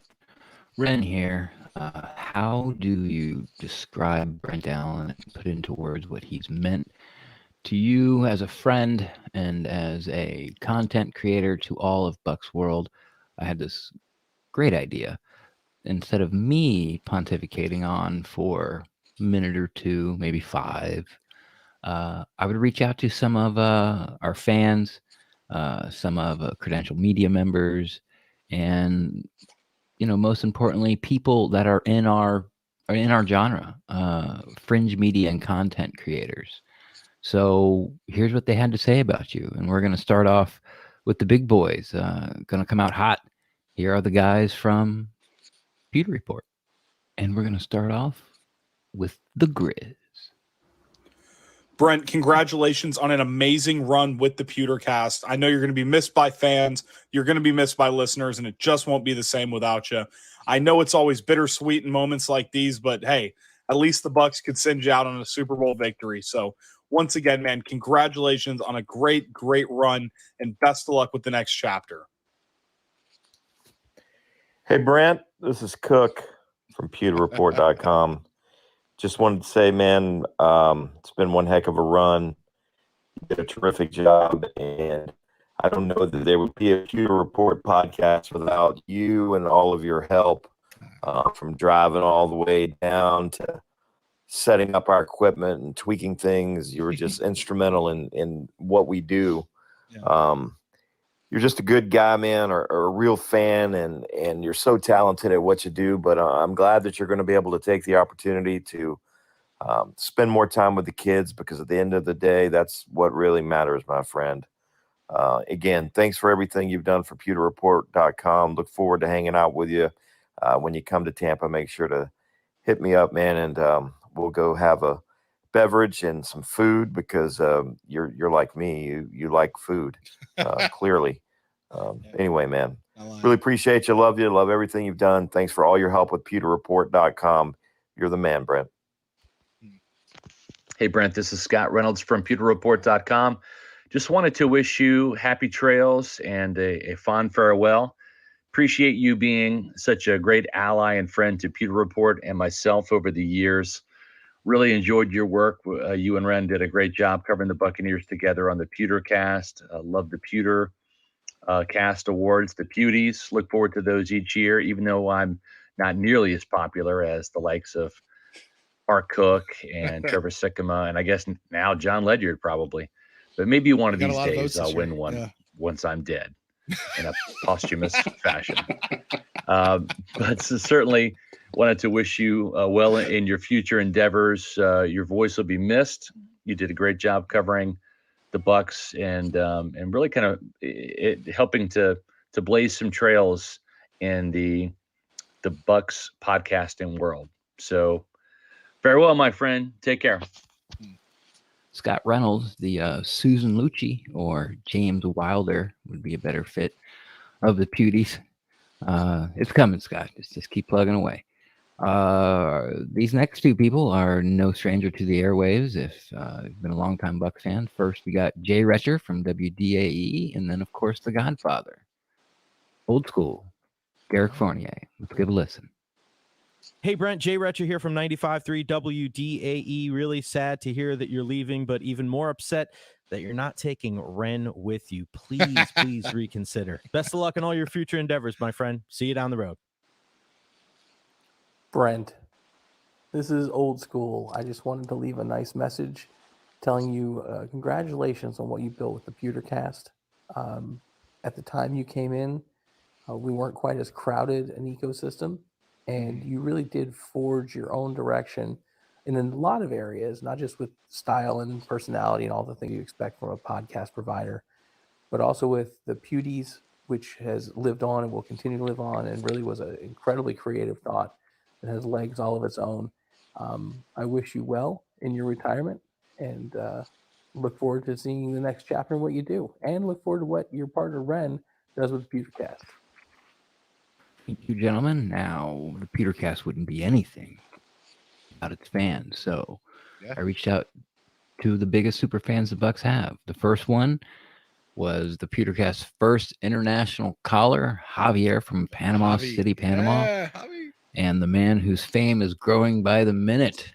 Jason Light now tweets with him, and Paige DeMacos of the Draft Network calls him a national treasure. Of course, I'm talking about Brother Lou. Hola, Brent, mi amigo. It's Javier in Panama City, Panama. And it's sad to see you go, but you couldn't ask for a better send-off by our beloved Bucs. Brent, I want to thank you for all the hard work you've done through in the last couple of years. It's been an awesome ride, and I want to thank you on behalf of Bucs fans around the world. You have given us a way to communicate, interact, and get to know other fans just like me. You've done it in a way that so few people have. Thinking about all the great memories, all those good phone calls, bad phone calls, epic rants, great games, awful games, the ones that you really didn't just want to do this, but you did.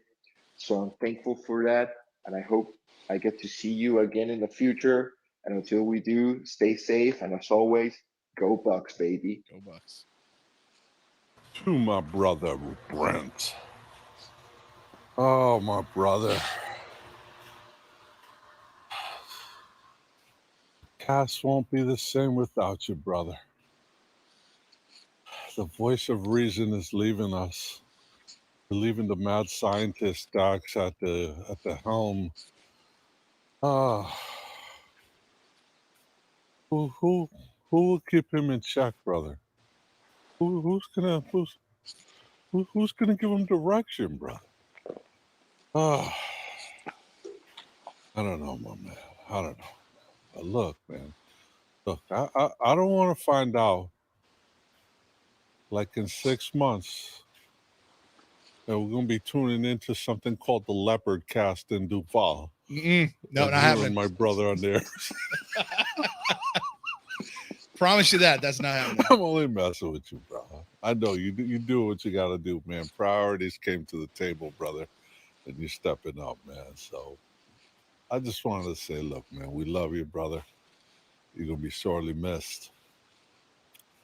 And look, man, don't be a stranger, brother. You know they still have phone service in Duval, bro. You know, call in, disguise your name, man. You know, push friends' buttons, but you know what I'm saying? Do what you got to do, man. I'm just saying, man. Use that burner account. You know what I'm saying? But Man. anyway, my brother, look, I wish you well. Take care of the family. Take care of yourself, man. And look, man, I look forward to seeing you at one of the games, man. Sneak down, brother. Do what you got to do. This pandemic can't last forever, you know? Right. Come on, brother. Come on down, man, and surprise us. All right, my brother. You take good care of yourself, man. We love you. Thanks, Lou.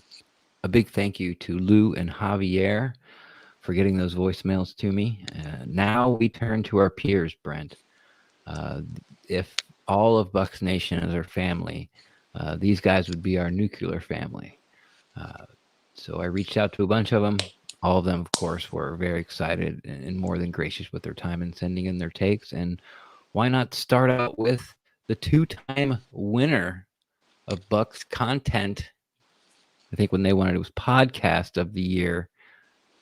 James Yarko, David Harrison from Locked On Bucs. Is this gonna be awkward, James? What's up, Brent? David Harrison here from the Locked On Bucs podcast, and you know I got James Yarko with me, two-time Pewtie Award winners for Bucs Podcast of the Year. Hopefully, maybe 3 times for Content Creator of the Year. We'll see how that goes. Loose Cannon guys and some of those other guys are pretty heavy hitters as well. But we just want to drop in here your last episode as part of the PewterCast. We wanted to congratulate you for building quite an impressive platform, quite the following to definitely be proud of, and you know, making Ren what he is today, because I don't think Ren would have gotten to the status he is among Bucs fans without Brent holding him up, leading him down the proper path, and then deleting the occasions when he strayed off of the proper path as well. So interesting to see what Ren does with the show moving forward. Very excited for him and for the PewterCast, but also for you getting more time with your family. Congratulations for everything you've accomplished. Yeah, Brent, it was quite a pleasure being your very first guest there on the PewterCast. And then I'm not sure if you even remember this or not. You had another guest lined up and they canceled on you last minute. So I was not only your first guest, but I was also your second guest. Yeah. And it was always a blast joining you on the PewterCast. You've done such a phenomenal job bringing in Ren.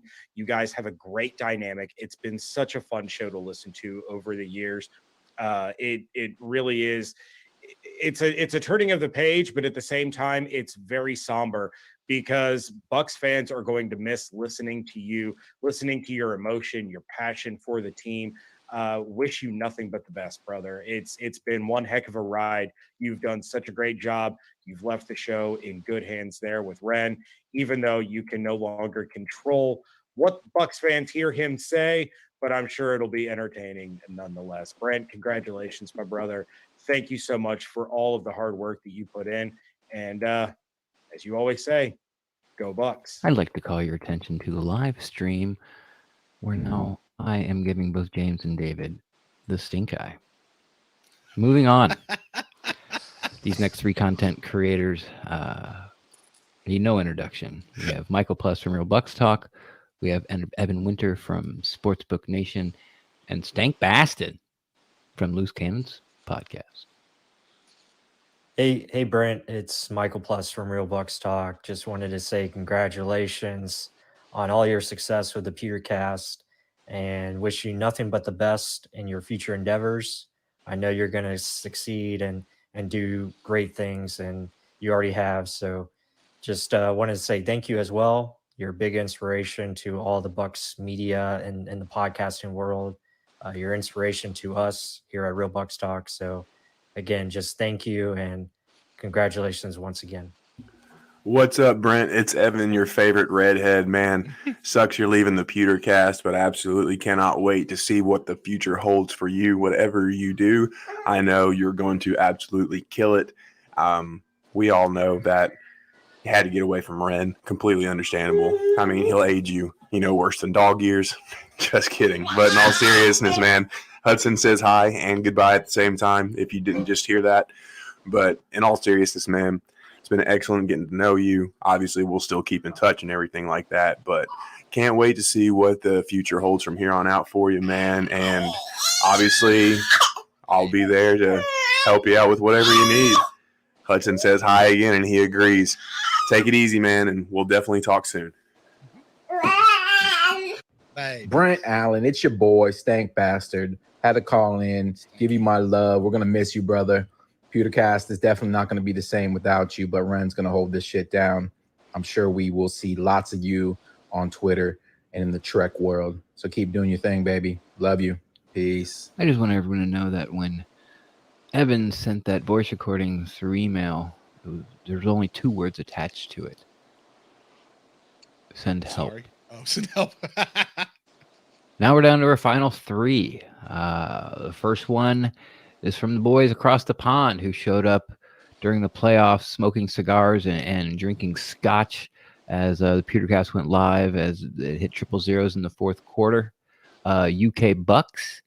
Also, it's going to be followed by Corey Draper, formerly known as the Play Reaction, high quality YouTube videos he did about the Buccaneers, and a super fan, stuck out of market. And finally, one of my favorite of all these voicemails, and once again, thank you for everyone sending them in. We're going to finish up with YouTuber, the king of YouTube, as far as I know, James Hill, Mr. Bucs Nation. Hey, Brent, this is Alex from UK Bucs. We just want to wish you all the best for the future, and thank you so much for being so accommodating to Matt and I over the last few years. It's been a highlight of our week coming on and joining you and Ren after the game and giving our reaction. So best wishes to you. We're going to miss you, but we hope to hear you back on the PewterCast at some point. All the best, man. Brent, it's Corey from the Play Reaction. You remember me? I used to run a YouTube channel. No one remembers me because I retired like you did. Hopefully no one forgets about you. I don't think they will. You've built this podcast to be something great. I know Ren's going to take it and he's going to run with it. And I'm just super happy for you and happy for your family. Happy that you got to go out on top on a Super Bowl. I remember when you came up to Atlanta and we talked about content creation and the toll it takes. And I know this is the right decision for you. So congrats as a husband, as a father, and as a fan. You get to sit back and just enjoy games from now on, which, believe me, it is a big relief. So congrats again. And I know that you're going to do great and everything else that you do. And we're going to miss you. Hey, Brent, what's going on? James here from Mr. Bucs Nation, and I'm here recording this audio file today to tell you thank you. Brent, thank you so much for everything that you have done, not just as a content creator, but just as a friend of mine as well. You, Ren, Rhett Matthew, Evan Wanish, Cannon Fire Podcast, and then Corey Draper, the Play Reaction. You 5 guys were 5 of the first friends that I made in the content creator platform. So I can't thank you enough for your guys' friendship and, what you guys have meant to me in terms of the just the conversations that we've had, the fun that we have had together the past few years. It's been absolutely phenomenal. You guys helped introduce me to the Buccaneers podcasting world, essentially. So for that, I'm eternally grateful, as well as just the other things that you have done for me in our friendship. It means the world. And that's not even counting, what you've done as a content creator, Brent. The work that you've been able to do over the years, the countless hours. And trust me, man, I know it's been a lot of hours you've put into this.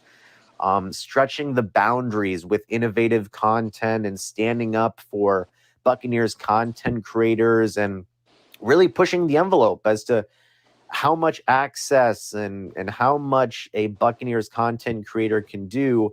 It's been so phenomenal to watch, man. So I thank you from the absolute bottom of my heart for everything that you've done, not just as a content creator, but as a friend as well. And, whatever you do after the PewterCast, I know you're going to succeed at it, man, because you are just an insanely hardworking individual, and you're going to do great. So thank you so much again, man. See you soon. So I guess that just leaves me. Huh. I'm not going to go on, for minutes and hours. And I really could go on for hours, telling stories and rehashing things behind the scenes, from our early days together to our venture into the Orlando Apollos. It's showtime. And, from where we started to where we are today. But everything that I've ever wanted as a Bucs fan, I got because of you. Be able to talk Bucs, have people listen to me, if they agree with me or not, just be able to an outlet to be able to hear me, hear my voice on the internet, my opinion. I'm really saying my opinion on the internet. Getting access to be able to go to Buccaneers camp as with credentials was something I never thought I'd be able to do, and you facilitated all of that. My footprint that's continuing to be left on Buccaneers fandom, Buccaneers Twitter, fringe media. It's all because of you. The PewterCast will always be you. What you've created here is something that's not easy. And, the last half of those voicemails, all those people know how hard it is and how much of a grind it is behind the scenes, because you did all the yeoman's work, all of it. I just showed up and talked into a microphone. And sometimes, as a few people alluded to in the voicemails, for better or for worse, and probably for the better, you had to go back and take things out that I said that a lot of people might not like or take the wrong way or take the right way, and I was just wrong.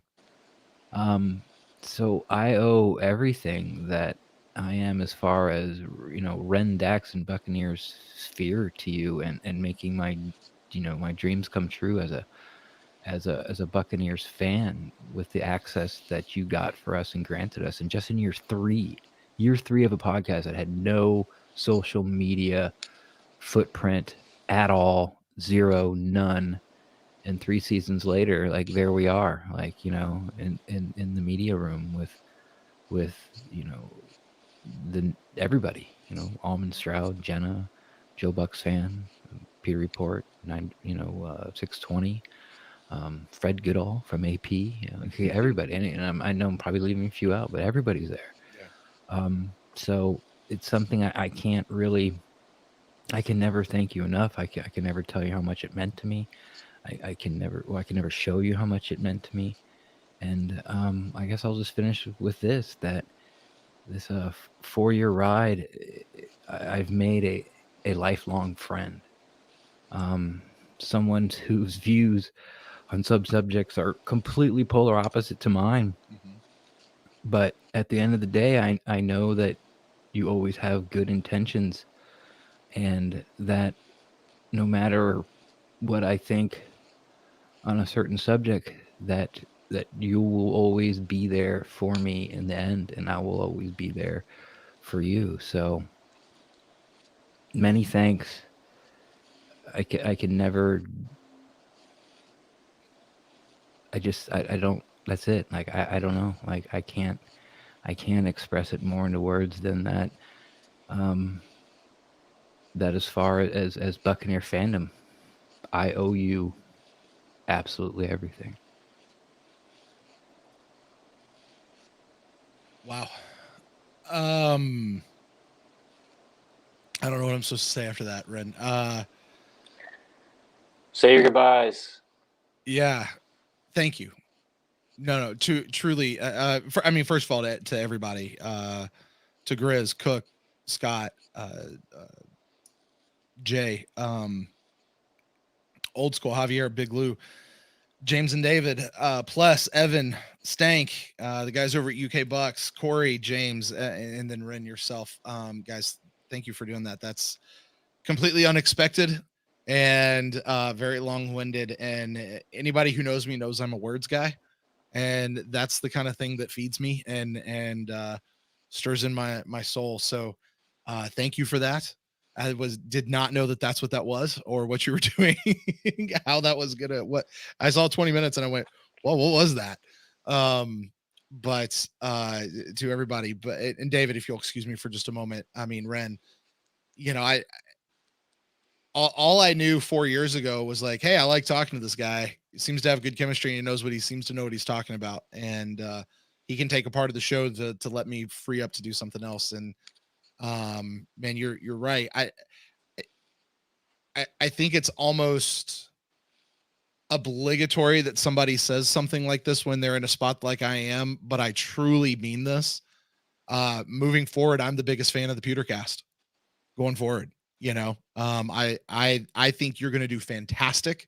I can't wait to see what you do. I can't wait to see what you change and how you make this your own.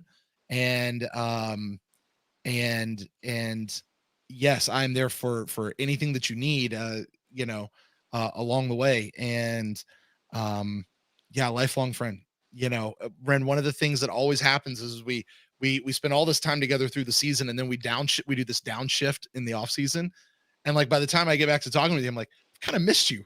I just missed hanging out with you. So thank you, Ren, for agreeing to come on this show, because the other side of this is this show would not have done what it's done over the last 4 years without you there too. Somebody else, I don't know what would have happened. We can play the what if game, but it was you. You were the one that pushed the show forward, and this has been a great partnership. I've loved getting to podcast with you over the last 4 years, and I hope this isn't the last episode that we ever get to do together. This will certainly be the last time in this format. So thank you for that, and then to everybody else, David, just because you're sitting here, you didn't have to do that. And man, this thing back here, this is awesome. Like, that's cool. That's a memento that we'll keep that there forever. And to people at the Buccaneers, I want to say, particularly Allen, who worked with us so long over in the PR department, but also Andrew, who's been there, Brooke, who's been there, and even Nelson, and Mr. Ford, Brian Ford, who emailed me earlier this week. And just the Scott and Carmen specifically, the people that have been there working with Buccaneers. Thank you guys. Ren kind of said it, to come in with any sort of media credential, to come in with, to get access that we've had, to get close to the teams, to be able to work like Ren, we worked with an NFL team. We like a real NFL team, like that's a thing. Like, that's a real thing. Our NFL team. Yeah, our NFL team. Exactly. And we never had to pretend to not be fans or to be unbiased. Like, we could just be who we were. And you mentioned the Apollos thing, which was just a short-lived blast, but still was what it was. This has just been a fun, Terry Brad. We got to talk to Terry Bradshaw. Like, seriously. Yeah, and he called us. We didn't even call him. He called us. And some of the players we've gotten to know and meet, and mostly the friends. But you guys, it's just been phenomenal. And if I could give one last thank you, it would simply be to you guys out there listening, to the fans, because you guys made this so stinking hard to leave. To like I was thinking about this like a year ago and kind of wondering where that the off ramp was and what that would look like and do I have to? And here's the thing, the show kept growing. The show is doing better now than it ever has done before in its history. Why am I leaving it as dumb? Well, there's other reasons that are factoring into it. And it's not, you guys are just, you're just some of the greatest people out there. Friends, fans, the people that tune into the show, the people that call in, the people that download, the people that listen, the people that send in emails, and all of you who don't. You just listen and you interact and you invite us into your lives, a couple times a week. Thank you guys, because this is about being fans together. It's about being fans together, and this has been what it's for. So, thanks for letting me hang out with you guys, and I don't know what the next immediate future holds, or where that goes, but we'll figure it out down along the way somewhere, and I couldn't be more excited to see where the PewterCast is going to go, and not just PewterCast, but the this content space. Old School talks about the explosion in this content space. I can't wait to see what happens next and where things go, and yeah, that's it. Final episode. Say goodnight. Good night, folks. No, you guys know where to get a hold of Ren, and where you can get a hold of Ren is at the PewterCast on Twitter, and you can get a hold of Ren at the PewterCast on Facebook, and at the PewterCast on Instagram, and at the PewterCast at gmail.com. He is over there. David Harrison at dharrison82 if you guys want to get in touch with him, or at Locked On Bucs. Make sure you follow what he's doing over there and over at Bucs Nation. And he's doing something for some other team now, which I don't know what that's all about, but whatever. We won't hold that against him. And James Yarko, it's JYarko_Bucs, I think is his Twitter handle. You guys make sure you check out everything that those guys are doing, and you guys are awesome. And I guess we'll close the show out for me for the final time. Go Bucs!